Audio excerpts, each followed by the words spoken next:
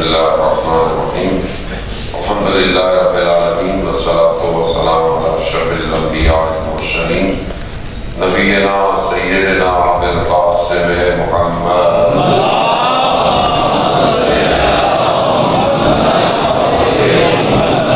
وعلی آلہ الطیبین الطاہرین المعصومین لا سیما بقیۃ اللہ فی الارضین وہی وارواحنا لتراب مقدم الفدا ولعنۃ اللہ علی الظالمین. بسم اللہ الرحمن الرحیم. رب اشرح لی صدری ویسر لی امری واحلل عقدۃ من لسانی یفقهوا قولی. اما بعد فقد قال رسول اللہ صلی اللہ علیہ وسلم ان الحسین مصباح الہدی سفینۃ النجاۃ. صلوات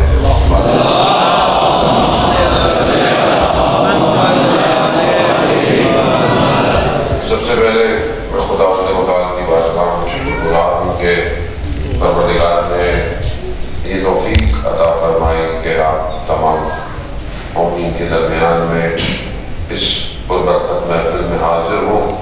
انتظامیہ کا، آئیڈیا 9 کا اور جتنے بھی لوگ حاضر ہیں اور لوگ علماء کرام دوست احباب جو حاضر ہیں اور اپنے معزز مہمان کا جنہوں نے برابر سے پہلے خطاب کیا اور اپنے جو ہے وہ نتیجے ممبر کر کے جنہوں نے بہترین اشعار سے جو ہے وہ محفل کو جو ہے وہ ایک حر علیہ السلام کی محفل بنا دیا. عزیزان محترم، گفتگو کے بعد ایام عذابی ہے، ماہ سفر بھی ہے اور نجات کی گفتگو ہے اور سفینہ نجات میں سوار ہونے کی گفتگو ہے. اور جیسا کہ معزز ہمارے دوست نے آپ کے سامنے سورہ ہود سے حضرت نوح کی کشتی کا ذکر کیا تو میں بہت زیادہ تو نہیں لے پاؤں گا آپ کا. اتنا کہوں کہ ہر چیز کو جانچنے کے لیے، شناخت کے لیے اس کی ماہیت کا ادراک بہت ضروری ہے. ہم کہاں ہیں، ہم کہاں سے آئے ہیں اور ہم نے کہاں جانا ہے، یہ اگر حل نہیں ہوگا تو کشتی نجات سمجھ میں نہیں آئے گی. اگر نجات صرف ظاہری دنیا ہے، پانی آ گیا، سب بھر گیا، پوری دنیا میں پانی آیا اور ایک ایسی جگہ پہ جانا ہے کہ جہاں خشکی ہے، تو یہ صرف مادی نجات ہے. اگر نجات اس حقیقت تک پہنچنا ہے جس کے لیے خلق کیا ہے تو اسے سمجھنے کے لیے یہ بھی دیکھنا پڑے گا کہ وہ کون سی ایسی چیزیں ہیں جو غرق کرنے کے لیے تیار ہے. نجات وہی ہوگی جہاں غرق کے چانسز بھی ہیں، جہاں غرق ہونا ہی نہیں. اب یہاں پر جیسے کہ ہمارے معزز خطیب نے فرمایا کہ سفینہ الحسین جو ہے وہ اسے پانی کی ضرورت نہیں ہے، وہ خشکی پہ بھی نجات ہے. تو اس کا مطلب ہے کہ کوئی نہ کوئی ایسا سسٹم ہے کہ جو غرق کرنے کے لیے ایکٹیویٹ ہے. جہاں غرق ہو وہی نجات ہے، جہاں غرق نہیں ہے وہاں نجات تعلق ہی نہیں ہے. مطلب میں 2 فٹ کے سوئمنگ پول میں کھڑا ہوں تو کیا میں ڈوب جاؤں؟ نہیں ڈوب جاؤں. جہاں پانی میرے حدود کو کراس کر لے، جہاں شاید میں تیراکی جانتے ہوئے بھی تھکنے کے چانس ہوں، غرق ہونا وہی ہے. تو ہم پہلے سمجھیں کہ غرق کا سسٹم آیا کدھر سے، یہ کون ہے جو غرق کرنے کے لیے بلا ہوا ہے، کہ جس کے لیے ان الحسین مصباح الہدی سفینۃ النجات ہے. مجھے اب تک یہ سمجھ میں نہیں آیا کہ آپ کبھی بھی ادھر نہیں آئے، آپ کو پتہ ہی نہیں ہے کہ غرق ہو رہے ہیں، کیونکہ رسول خدا حضرت محمد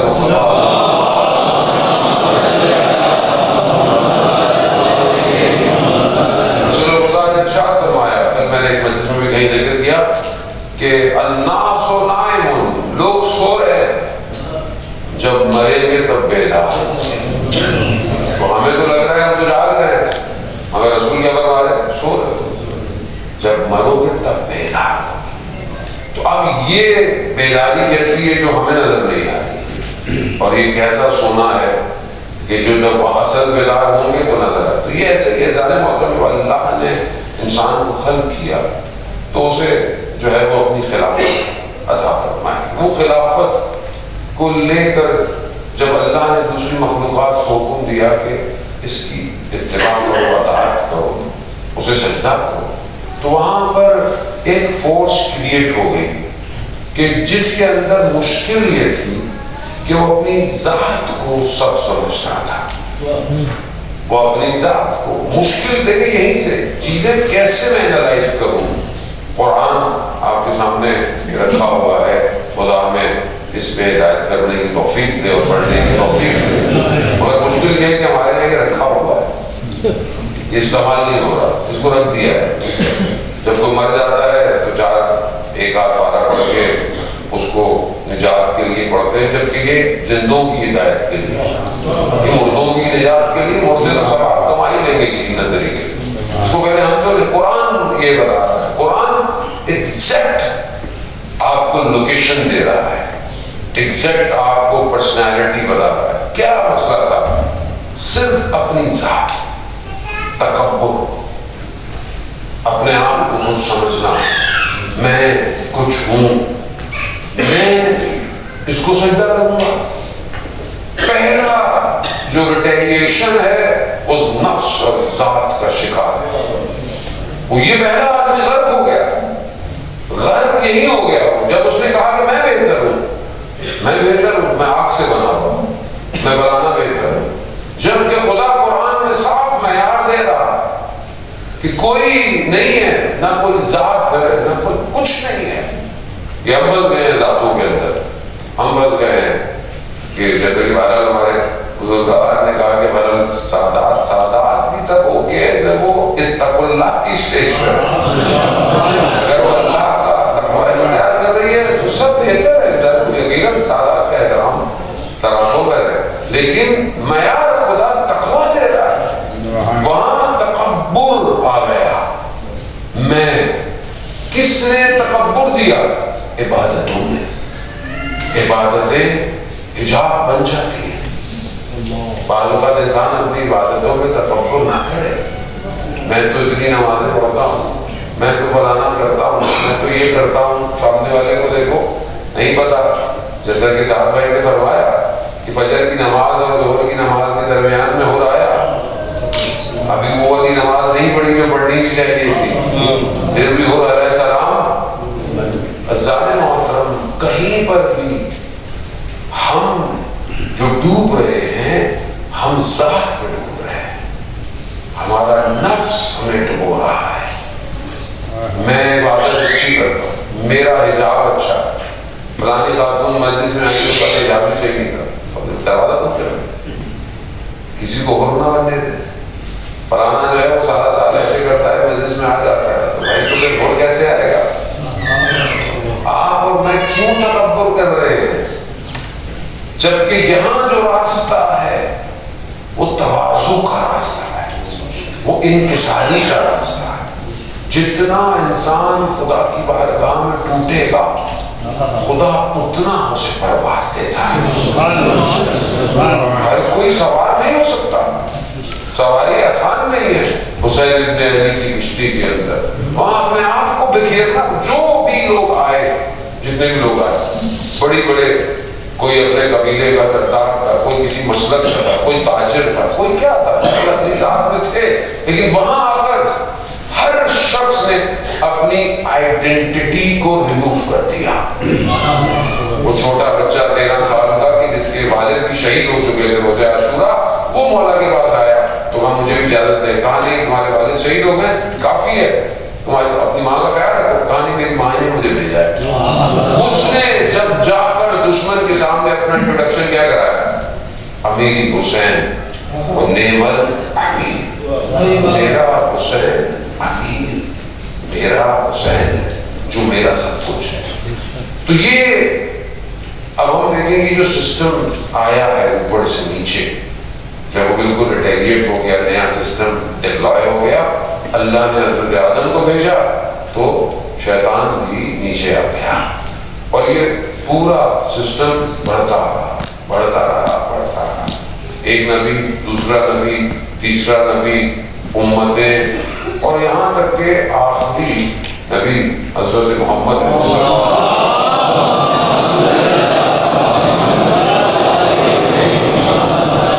اب وہاں پر جب حضرت نوح کا ہم ذکر کرتے ہیں، اور وہاں پر ایک اور نقطہ ہے کہ بارہ سعد بھائی نے اشارہ کیا، تو میں آپ کی خدمت میں عرض کرتا چلوں کہ جب نجات کی کشتی بن رہی تھی تو لوگوں نے کشتی دیکھی نہیں تھی، اس سے پہلے کشتی کا وجود نہیں تھا، کیونکہ اتنا پانی کبھی نہیں آیا تھا۔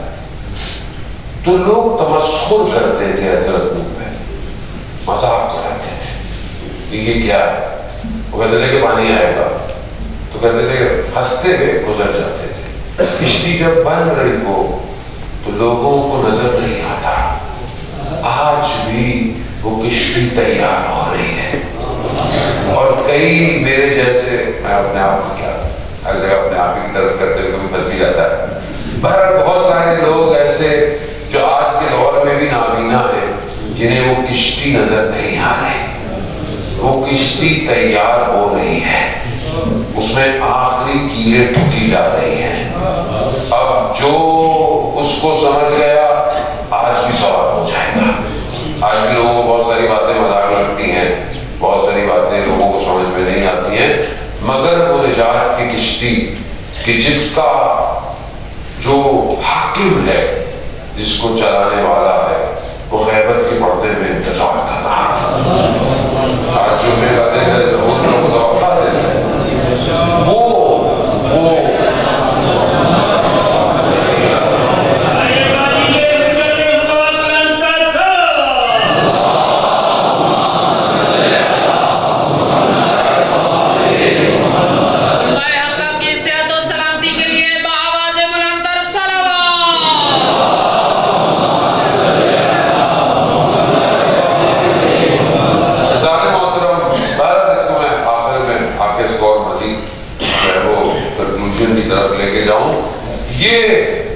بڑھتا گیا، شیطان بھی روئے زمین پر تجربہ کار ہوتا گیا، لوگوں کو بربلا کے، لوگوں کو بہکا کر، امتوں کو نابودی کی طرف لے جا کر اس کا تجربہ بھی اپنے پیک پہ پہنچا۔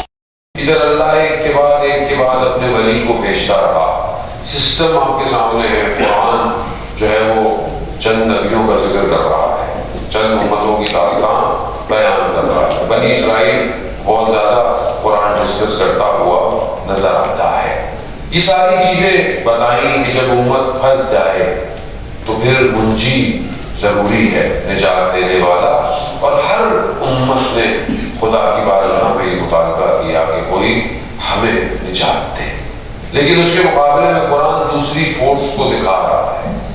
شیطان اپ گریڈ ہوتا گیا، آتے آتے کہیں فرعونیت کا سسٹم لے کر، کہیں نمرود، کہیں پر جو ہے وہ قارون کے خزانوں کو لے کر۔ قرآن گویا بتا رہا ہے کہ جو دوسرا سسٹم ہے اس کے پاس چند چیزیں ہیں، ایک پاور ہے، ایک اکنومی ہے، اور اس کے علاوہ سحر بھی ہے، سامری بھی ہے، بہت ساری جتنی چیزیں کر سکتا ہے قرآن نے سب کو لے کر آیا، اور اس کے مقابلے میں صرف ایک ہی سسٹم ہے، اور وہ الہی سسٹم ہے۔ کہیں پر حضرت نوح ہے تو کہیں حضرت سلیمان ہے، کہیں حضرت ابراہیم ہے، کہیں حضرت موسیٰ ہے تو کہیں پر حضرت عیسیٰ ہے۔ ہر سسٹم کے مقابلے میں ایک ہی نظام ہے۔ کسی نبی نے یہ نہیں کہا کہ وہ نبی کام جانتا تھا۔ حضرت امام خمینی رضوان اللہ تعالیٰ فرماتے ہیں کہ اگر سارے نبیوں کو ایک کمرے میں جمع بھی کر دو تو آپس میں اختلاف نہیں پایا جائے گا۔ سسٹم ایک ہے، ایک۔ یہاں تو مولانا بیٹھ جائے آپس میں، ایک بات پہ کہانے نہیں ہو پاتے، اس ظاہر مطلب سسٹم نہیں ہے۔ جب سسٹم نہیں ہو تو یہ مشکل ہے۔ جب آپ سنک نہ ہو الہی سسٹم سے تو پھر یہی مشکلات آتی ہیں۔ الہی سسٹم ایک ہی ہے۔ اب دنیا بھر حق اور باطل کی شور شرابے میں ہے، لیکن یہاں پہ بھی ہمارے اپنے حق اور باطل ہیں۔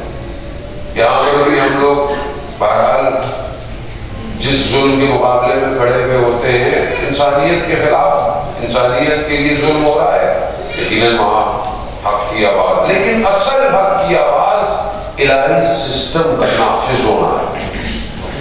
میں آ کر کہوں کہ میرے اوپر ظلم ہو رہا ہے، میرے اوپر زیادتی ہو رہی ہے، وہ ذاتی ہو سکتی ہے، میری پرسنالٹی ہو سکتی ہے، لیکن اللہ کا نظام حاکم کیسے ہوگا؟ اصل جو جبہ ہے، جسے آپ کہیں کہ اصل جو وار ہے حق اور باطل کی، وہ کہاں ہے؟ آج کے اس دور کے اللہ نے آخری نبی کو بھیج دیا، حجت تمام کر دی، اب کوئی نبی نہیں آئے گا، وہی ڈسکنیکٹ ہو گئی ہے، سب ختم ہو گیا ہے۔ اب یہ سسٹم آگے کی طرف کیسے جائے گا؟ اللہ نے نیا سسٹم دے دیا، اللہ نے سسٹم کو دیا، اس میں کوئی اختلاف نہیں ہے، نہ فرقے کی بات ہے نہ کسی اس کی بات ہے۔ تمام اہل سنت برادران علماء ہمارے لیے سارے محترم ہیں، سب کا اپنا عقیدہ ہے اپنی اپنی جگہ پر، لیکن سسٹم کس کے پاس تھا؟ جب پوری طاقت لگائی دشمن نے اور ہر نبی کو روکتا روکتا روکتا روکتا روکتا روکتا روکتا روکتا، جب اسے پتا چلا کہ اب آخری نبی آ گیا ہے، اس نے بہت کوشش کی، روایات میں ہے کہ میں مکہ میں اتروں، جب جو ہے وہ سرکار تو عالم دنیا میں تشریف لائے، لیکن اسے روک دیا گیا، اسے جانے نہیں دیا گیا۔ تو اس نے بولا کہ میں ان کے آس پاس میں کہیں آؤں گا، کہاں ان کے آس پاس، لیکن اس نے پھر بھی پوری کوشش کی مکہ کے اندر کہ کسی بھی طریقے سے اس سسٹم کو روکا جائے۔ اس کو سمجھنے کی ضرورت ہے ظاہر بہت، ہمارا پر جذباتی اور احساساتی ہو جاتے ہیں باتوں کے معاملے میں، فرقوں کے معاملے میں، مذہب کے معاملے میں، آئیڈیالوجی کے معاملے میں۔ یہ معاملہ میرا آپ کا نہیں ہے، یہ معاملہ بشریت کی بقا کا معاملہ ہے، یہ معاملہ اس ہدف خلقت کا معاملہ ہے جس کے لیے پروردگار نے پوری کائنات کو خلق کیا ہے۔ اب جب آخری نبی آ گیا تو کیا خدا 1,24,000 نبیوں کی محنت کو چھوڑ دیتا ان کے سر پر کہ جن کو اپنا کچھ نہیں پتا تھا، وہ کہ جو کس طرح زندگی گزارتے تھے، اپنی بیٹیوں کو زندہ جو ہے وہ قبرستانوں میں گاڑ دیتے، وہ جو کعبہ کا عریاں طواف کرتے تھے، وہ جو بتوں کی پوجا کرتے تھے، کیا اللہ 1,24,000 کو؟ تو کیا سبیل نوح اس لیے تھی کہ یہاں پہ آگے نبی کو دیں اور چاہے خدا وہاں فیصلہ کرے؟ ہو ہی نہیں سکتا۔ عقل اگر توحید کو مانتی ہے اور اگر توحید پر عدالت کو مانتی ہے تو خدا ایسا نہیں کر سکتا جو علیم بھی ہو، جو خبیر بھی ہو، جو حکیم بھی ہو۔ کیسے کر سکتا ہے کہ اتنی محنت کو چھوڑ دے؟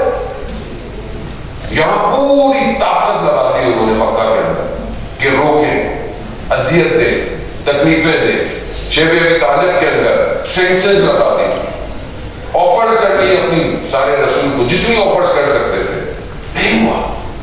کیا کریں آخر جب دشمن ہر حربے سے تھک جاتا ہے تو صرف ایک بات اسے سمجھ میں آتی ہے کہ اب اسے ختم کر دو، اسے ظاہری ہستی سے مٹا دو، مگر وہ یہ بھول جاتا ہے یہ نظام الہی ہے۔ جہاں انسان پلاننگ کر رہا ہے خدا اس سے بڑا پلانر ہے۔ یہ سارے مکہ میں جمع ہوئے قبیلے اور اسی سوچ میں کہ ہم کیا کریں تو ابلیس انسان کی صورت میں آیا اور ان سے کہا کہ مار دو۔ انہوں نے کہا ہم نہیں مار سکتے کیونکہ بنی ہاشم بڑا قبیلہ ہے۔ کہا ہر قبیلے سے فرد کو جمع کرو اور ان کے اوپر حملہ کرو، پھر یہ سب نہیں لڑ پائیں گے، سب سے نہیں لڑ پائیں۔ انہوں نے وہی کیا، انہوں نے اپنی پلاننگ کی اور رات کی تاریکی میں سرکار دو عالم کے گھر میں کود گئے۔ اور اب جب انہوں نے کہا کہ بس ہم ان کو ختم کر دیں گے، انہوں نے دیکھا کہ نبی جو ہے وہ بستر پر آرام فرما رہے ہیں۔ انہوں نے جیسی چادر کو ہٹایا تو انہیں سمجھ میں آیا کہ اللہ نے نیا سسٹم ڈپلوائے کر دیا۔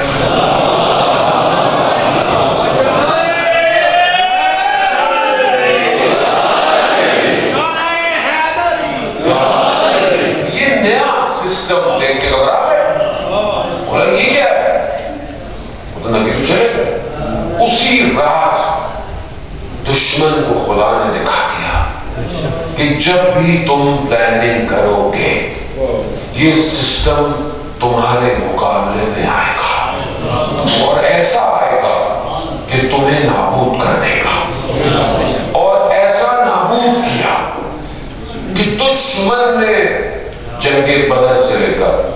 خندق سے لے کر احد سے لے کر خیبر سے لے کر جہاں کوشش کی اسلام کو ضرب لگائے وہاں کوئی اور نظر نہیں آیا سوائے اس سسٹم کے. سمجھنے کی کوشش کریں یہاں یہ پورا سسٹم ہے الہی سسٹم ہے. اللہ اگر مخلوق کو پیدا کر کے چھوڑ دے اس کی ہدایت کا انتظام نہ کرے تو خدا حاکم نہیں ہے حکیم نہیں ہے عادل نہیں ہے. روز محشر میں خدا کی بارگاہ میں کھڑا پروردگار وہ تو نبی کو جو بھیجا تھا تو کوئی تھا ہم تو نہیں تھے اس وقت ہم کیسے نہیں جان پاتے ہم نے تو نبی کو دیکھا نہیں ہم نے تو نبی کو سنا نہیں اس کے بعد تو کیا ہوا. اور میں نے اپنی حجت کو ہر دور میں زمین میں رکھا ہے اور آج بھی اللہ کی حجت ہوئے زمین پر ہے. اب درمیان میں ہم جتنے بھی اختلاف کریں اپنی جگہ لیکن آخری پر تو سب ایک ہی قوت ہے ایک ہی ہے جو. اب یہ سسٹم یہی سسٹم اب آپ دیکھیں کہ شیطان نے کتنا بڑا کام کیا انسانیت کو غرق کرنے کے لیے. 50 سال رسول کے جانے کو ہوئے تھے مسند پر وہ آ گیا جو پوری اسلام کو نہیں پورے انبیاؤں کی محنت کو غرق کر رہا تھا. پورے ایسا شخص وہی کا انکار حلال کو حرام حرام کو حلال ایسا. امت کیا کر رہی تھی امت غرق ہو چکی تھی امت سانس نہیں لے پاتی تھی. چند لوگ اٹھے اور اپنے اپنے وجود کو فنا کر کر ایک ایسی کشتی میں سوار ہوئے کہ جو خوش ترین منطقے پر آ کر رکی کہ جہاں پانی کا وجود نہیں تھا وہاں حسین نے ایسا نجات کا نظام کیا کہ قیامت تک کی فرعونیت قارونیت یزیدیت جتنے بھی نظام تھے سب اس کشتی کے مقابلے میں برباد ہو گئے. اس نے اپنے آپ کو اس فساد اس ہواؤں کی منافقت اس خوف اور ہراس کی لہروں سے اپنے آپ کو اتنا بلند کیا کہ وہ 61 ہجری کے مقام پر کشتی نہ رکی. وہ قیامت تک کی بشریت کو مکان اور زمان کو توڑتی ہوئی آج بھی یہاں 2024 کے اندر سفینۃ النجات بن کر آ گئی.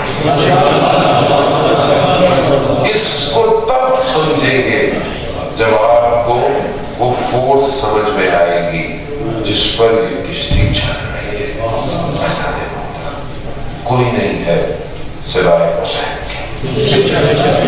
کوئی دنیا میں نام ایسا نہیں جس کو پکارا جائے اور آنکھیں نہ ہو جائے. کوئی نہیں ہے کوئی دنیا میں نام ایسا نہیں. حسین نام ایسا ہے کہ آنکھوں کو اشک بہار کر دیتا ہے اور ایسا اشک بہار دیتا ہے کہ ایک معصوم سے روایت ہے کہ اگر ذرہ برابر بھی تمہاری آنکھ نہ ہو جائے تو یہ آنسو جہنم کی آتش کو ٹھنڈا کر دے.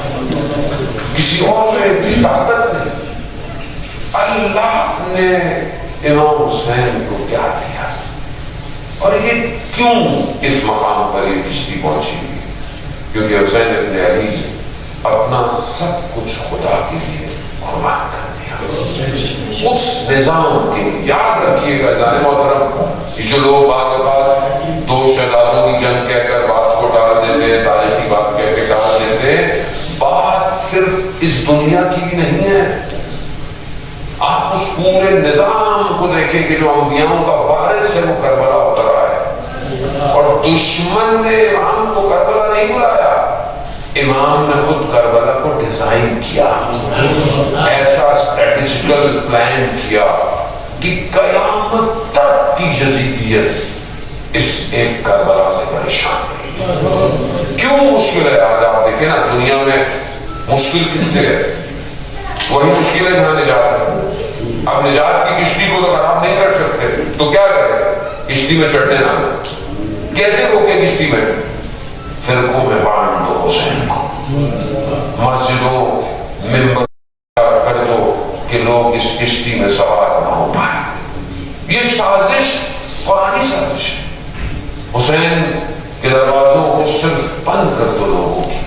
آپ کے سامنے تاریخ بشریت میں جو کام ہوا کہ امام حسین کے پیغام کو تو چینج نہیں کر سکتے, کہاں لوگوں کو روک دو. آج کتنے ہر انتظار میں ہیں کہ کوئی دروازہ کھولے اور ہم حسین کے خیمے میں آئے, لیکن ہم نے روک دیا. ہماری گفتگوؤں نے روک دیا, ہمارے رویوں نے لوگوں کو مجلس حسینی سے روک دیا. ہم نے اپنی ذات اور نفس کی خاطر اس کشتی میں لوگوں کو سوار ہونے سے روکا. نفس, حقیقت تو یہ ہونی چاہیے تھی کہ میں بھی ایک لکڑی کی سیڑھی کا ٹکڑا بن جاتا اور لوگ میرے اوپر سوار ہو کر اس کشتی میں نجات پاتے. حقیقت تو یہ ہے کہ جو چاہیے تو ہم امام کو سمجھے. امام فرقے کا امام نہیں ہے, یہ کائنات کا امام ہے. کس کے لیے رسول خدا جو حدیث میں نے آپ کی خدمت میں پیش کی, حدیث کہاں سے بیان ہے؟ قال رسول اللہ ہے. رسول خدا حضرت محمد مصطفیٰ صلی اللہ علیہ وسلم,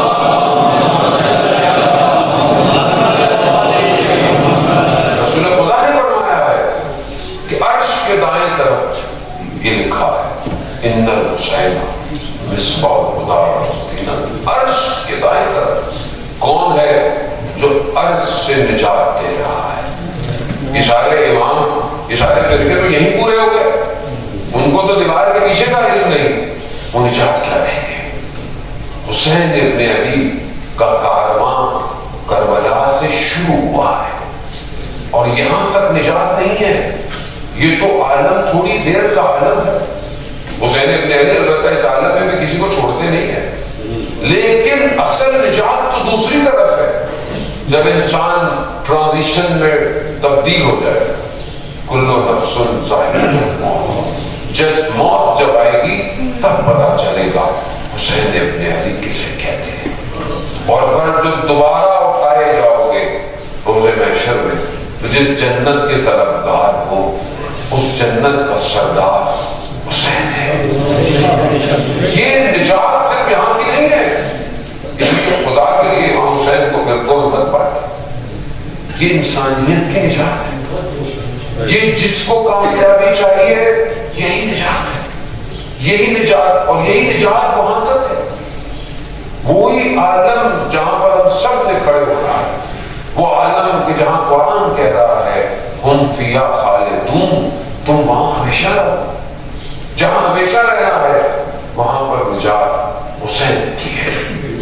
تو اگر ہم چاہتے ہیں ظالموں کو تو اس پیغام کو سمجھیں. اور رہی صحیح کہ آج جب اس دور میں کھڑے ہیں ہم حق اور باطل کی درمیان میں کھڑے ہیں. بات صاحب بھائی بالکل صحیح تھی کہ آج اصل ضرورت ہے کہ آج ہم حر علیہ السلام کی طرح اپنے خیمے کو مشخص کریں. ہمیں شاید فرصت نہ ملے, کوئی امام حسین علیہ السلام کے اصحاب جیسا نہیں ہو سکتا, لیکن انہوں نے راستہ بتا دیا. آج وہ سسٹم کیا کر رہا ہے؟ آج کیا کشتی نجات میں سوار آسان ہے؟ نہیں. آج جس دور کے اندر ہم لوگ ہیں, آج ہائبرڈ وار کا دور ہے. آج جو ہے وہ نہ صرف سائبر, نہ صرف سامنے سے, ہر جہت سے انسانیت پہ حملہ ہو رہا ہے. آج film, T V, animation, media, print media, social media, یہ سب چاہ رہے ہیں کہ نفسوں کو برباد کر دو. جہاں نفس برباد ہو سکتے ہیں نفسوں کو برباد, جہاں ذہن غلام ہو سکتے ہیں ذہنوں کو غلام کرو, جہاں قومیں پس سکتی ہیں قوموں کو پس دو, تباہ دو. آپ کے سامنے غزہ کے حالات, وہ یہ جن کے باپ کے جنازے اور کفن کے اندر چند بچے ایک ساتھ دفن ہوئے. آج اس بربریت کو دنیا کے سامنے مٹا دو. جو بات کرے اس کی زبان کھینچ لو, جو بات کرے اس کی زبانوں کو کاٹ دو. جو کھڑا ہو اسے زندانوں میں ڈال دو۔ آج کربلا 61 ہجری کی یہی کہہ رہی ہے کہ علی اصغر پہ رونے والوں، کیونکہ کوئی حضرت علی اصغر جیسا نہیں ہو سکتا، نہ کوئی ان جیسا ہے، لیکن وہ بچہ یہی کہہ رہا ہے کہ یہاں بھی تو بچے مر رہے ہیں، اور وجہ کیا ہے؟ وجہ کیا؟ کوئی ذاتی مسئلہ ہے، کوئی پرائیویٹ پراپرٹی کا مسئلہ ہے، کیا مسئلہ ہے؟ اسلام ہے، اسلام کا مسئلہ ہے۔ اگر مسلمان نہیں ہوتے تو کیا مسئلہ ہے؟ اگر مسلمان نہ بھی ہوتے، انسانیت بھی ہوتی، تو بھی انسانیت بھی کہتی ہے کہ یہ ظلم ہو رہا ہے، مگر وہ تو مسلمان ہے، وہ تو قبلہ اول ہے، مگر اس پہ بھی مسلمان خاموش ہے۔ اور یہی خاموشی امتحان ہے کہ جو کشتی تیار ہو رہی ہے تم اس میں کیسے سوار ہوگی۔ آج اگر فلسطین کے لیے آواز نہیں اٹھتی تو کل وقت کے امام کے لیے اپنے وجود کو کیسے بلند کرو گی؟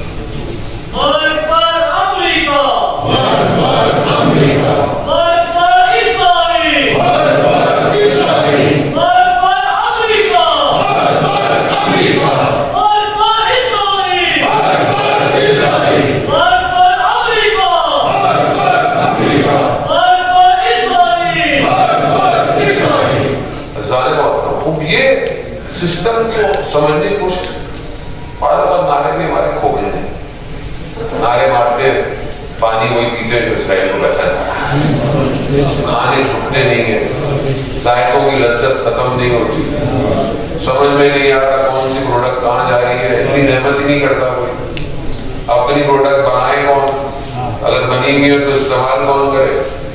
ایسا عمل ضروری ہے۔ خط مقدم پہ جو لڑ رہا ہے وہ اپنے وجود کو خدا کے لیے لے کے آیا۔ سید الشہداء اس خدا کے لیے آئے تھے، کوئی اور مقصد امام حسین کا نہیں تھا کہ وہ لا الہ الا اللہ باقی رہ جائے، جس کے لیے اللہ نے انبیاء کو بھیجا تھا۔ آج بھی جو پردے میں ہے، غیبت کے پردے میں، وہ بھی لا الہ الا اللہ کے لیے، اور جب آئیں گے تو کوئی میٹھا میٹھا کام نہیں ہونے والا، سختی ہے، سختی برداشت کرنی ہے۔ جو اپنے وجود سے باہر نکلے گا وہی کامیاب ہے، جو اپنے وقت کے امام کے لیے قربانی دے سکتا ہے وہی، جو دنیا کو ترک کر سکتا ہے وہی کامیاب ہے، اور جو خدا سے ملاقات چاہتا ہے وہی کامیاب ہے۔ تو ہم آج کے اس دور میں کیا اس سسٹم کو انڈرسٹینڈ کر پائے؟ کیا ہم غرق ہونے والی چیزوں کو دور کر رہے ہیں یا صرف کشتی کی تلاش ہے؟ آپ یہاں پہ کشتی کی بات کریں اور باہر آپ کا پورا سسٹم غرق ہونے والا ہے، پورا کلچر، فرہنگ، ثقافتی جلوارے، ٹی وی، ڈرامے، سیریز، انسانیت اسلام کے مقابلے میں ہو، حلال کو حرام کیا جا رہا ہو، اور آپ بڑے مزے سے بیٹھے ہوئے چائے پی رہے ہو اور یہ سارے ٹی وی سیزن دیکھ رہے ہو، تو آپ کس نجات کی بات کرتے ہیں؟ آپ کس نجات کی کشتی میں سوار ہونا چاہتے ہیں؟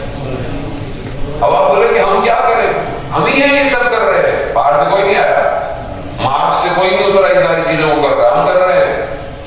جب تک احساس نہیں ہوگا کہ مجھے اپنا وظیفہ انجام دینا ہے، جب تک کچھ نہیں ہو سکتا۔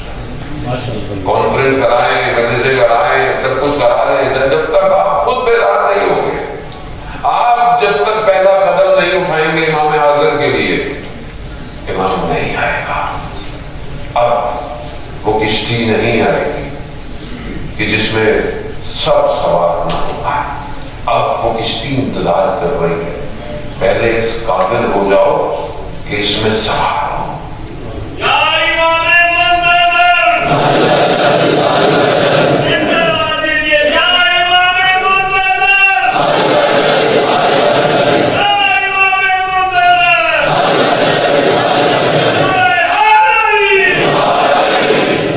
بھارت میں بہت زیادہ آپ لوگوں کا وقت لیا، کیونکہ بھارت میں اس قابل نہیں جتنی انہوں نے میری تعریفیں بس جامعہ میں بیان والے دن ڈالا کہ لوگ اتنی تعریفیں کرتے تھے تو مستقبل نہیں تھے، اور نہیں ہوں کیونکہ خدا دلوں کے حال کو بہتر کرتا ہے۔ عزیزان محترم، صرف یہی ہے ہر ذکر کا کہ وہ حاضر ہے، وہ زندہ ہے۔ 61 ہجری میں امام حسین آئے اور لوگوں کو بلائے، مگر لوگ نہ آ پائے۔ جو آئے وہ تھوڑے سے تھے، مگر انہوں نے اپنے وجود کو اپنے امام پر قربان کیا۔ آج ہمارا امام ہمیں غیرت کے پردے میں بلا رہا ہے کہ جب تک تم تیار نہیں ہوگے میں نہیں آؤں گا، اور وہ صلاحیتوں کو پیدا کریں۔ کاشان میں طالب دین نے اپنے گھر کی بات سازی کے لیے، رینوویٹ کے لیے کچھ مزدوروں کو بلایا۔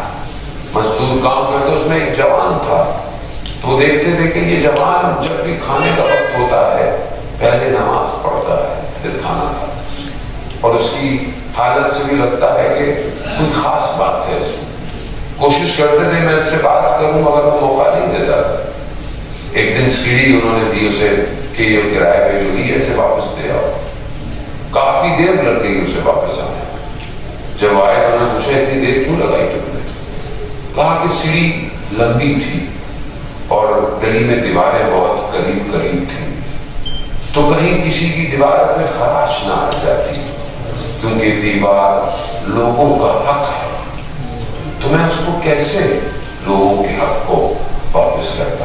میں بہت احتیاط سے آرام سے اس سیڑھی کو لے کے گیا۔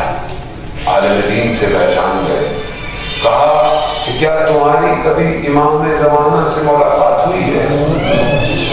تو اس جوان نے کہا کہ ہاں، کچھ دن پہلے امام آپ ہی کے شہر میں۔ عزیزان محترم، جو اپنی زندگی کو اتنے احتیاط سے گزارتا ہے، امام بھی اسی کو نظر آتا ہے، اور اگر وہ امام کو نہ دیکھ پائے تو اسے یہ یقین ہو جاتا ہے کہ امام اسے دیکھ رہے ہیں۔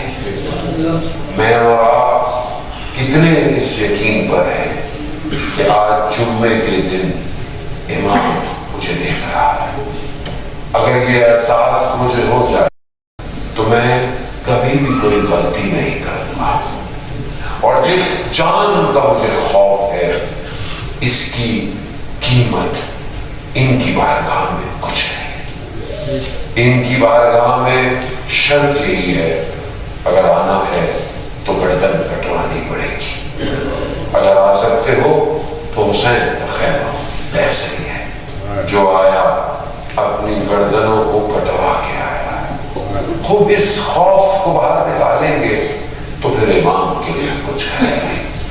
اگر یہی محبتیں، یہی رشتے، یہی حسرتیں، یہی جو دنیا کا کھچاؤ ہے، یہ پوسٹ، یہ نام، یہ شہرت، امام تک نہیں پہنچ سکتے۔ امام تک پہنچنے کے لیے نفس کی خواہشوں کو کچلنا پڑے گا۔ اپنی قیمت کو ایسا بازار میں لگوائیں کہ صرف خدا خریدار ہو جائے، صرف خدا آپ کو خریدے۔ اس کے لیے ضروری ہے کہ یہ جو کتاب ہے، اس کتاب کو اپنی زندگی میں لانا پڑے گا۔ یہ کتاب، اس کی آیتوں کو وجود میں اتارنا پڑے گا۔ آیت اللہ بہجت سے پوچھا کہ کسی نے کہ قبلہ امام تو غیبت میں ہے، ہم کیسے امام کو دیکھیں؟ انہوں نے کیا کہا؟ ان کا قرآن کھولو، قرآن کو دیکھو۔ کہا کیسے؟ کہا قرآن مع علی و علی مع القرآن ہے، قرآن علی کے ساتھ ہے، علی قرآن کے ساتھ ہے۔ کہا امام زمانہ بھی قرآن ہے اور قرآن امام زمانہ ہے۔ اس کو دیکھو، اس کو دیکھو گے تو وہ تمہیں دیکھے گا، وہ جو وقت ہوگا وہ تمہیں بلائے گا۔ عزیزان محترم، بس وہ عشق ضروری ہے کہ جب خط امام حسین علیہ السلام کا حبیب ابن مظاہر کو پہنچا تو حبیب کے وجود میں عشق بڑا اٹھا۔ حالت ایسی ہوئی، زوجہ نے پوچھا حبیب کیا ہوا؟ کہا حسین ابن علی کا خط آیا ہے، وہ کربلا پہنچ گئے۔ کہا تو پھر؟ کہا میں آپ کے بارے میں سوچتا ہوں، آپ میرے بارے میں سوچ رہے ہیں، رسول کی اولاد کربلا میں ایسی ہی ازواج تھیں جنہوں نے ایسی ہستیوں کو بھیجا۔ حبیب نے اپنے گھوڑے کو غلام کے ساتھ شہر سے باہر بھیجا اور وہاں پر کہا کہ میں پہرے لگے ہوئے ہیں، میں شہر سے ہو کے آؤں گا۔ بازار پہنچے، مسلم نے اوسجا کو دیکھا، مسلم سے کہا مسلم کیا کر رہے؟ کہا خضاب خریدنے آیا ہوں۔ مسلم حسین ابن علی کربلا آ گئے، ایسا خضاب لگے گا قیامت تک یاد رکھا جائے۔ مسلم گھر نہیں گئے، سیدھے کربلا پہنچ گئے۔ جب حبیب نکلے اور کیا منظر ہے، جسے علامہ نشان حیدر جواتی اللہ مقامہ بیان کرتے تھے، عجیب منظر حبیب نے دیکھا۔ گھوڑا اس طرح میں ہے، غلام اسے روک رہا ہے، غلام کہہ رہا ہے پریشان مت ہو، اگر آقا نہیں آئے تو میں کربلا جاؤں گا۔ عجیب عشق ہے، عجیب عشق کی داستان ہے۔ ہر شخص اپنے آپ کو فنا کرنا چاہتا ہے۔ حبیب نے غلام سے کہا کہ جاؤ اب تم آزاد۔ کہا جب اصل نوکری کا وقت آیا۔ عجیب منظر ہے، کبھی غلام گھوڑے پر ہے اور حبیب دوڑ رہے ہیں، کبھی حبیب گھوڑے پر ہے، غلام دوڑ۔ اور جب یہ پہنچے خیموں میں ایک پرمسرت سی خوشحالی، کیوں؟ کیونکہ زہرا کے لال کے پاس تو کوئی نہیں آ رہا تھا، غربت کا عالم تھا۔ اور یہ ایسی غربت، جب یہ شور اہل حرم کے خیموں میں پہنچا تو شہزادی نے پوچھا جناب فضل سے کہ یہ کیسا شور ہے؟ تو انہوں نے بتایا کہ شہزادی حبیب آئے ہیں۔ حبیب کا سننا تھا، بھائی کی غربت بہن کو پتا تھی، کہا جاؤ حبیب کو ہمارا سلام دو۔ حضرات محترم، جب حبیب کو سلام پہنچا تو حبیب خاک کربلا میں بیٹھ گئے اور خاک کو اپنے سر پہ ڈالا اور کہا کہ کیسے دن آ گئے، علی کی بیٹیاں ہمیں سلام کرتی ہیں۔ وہی ایام ہے اور یہ لٹا ہوا کارواں شام پہنچ چکا ہے اور یہی شام کی مصیبتیں ہیں۔ اللہ لعنت اللہ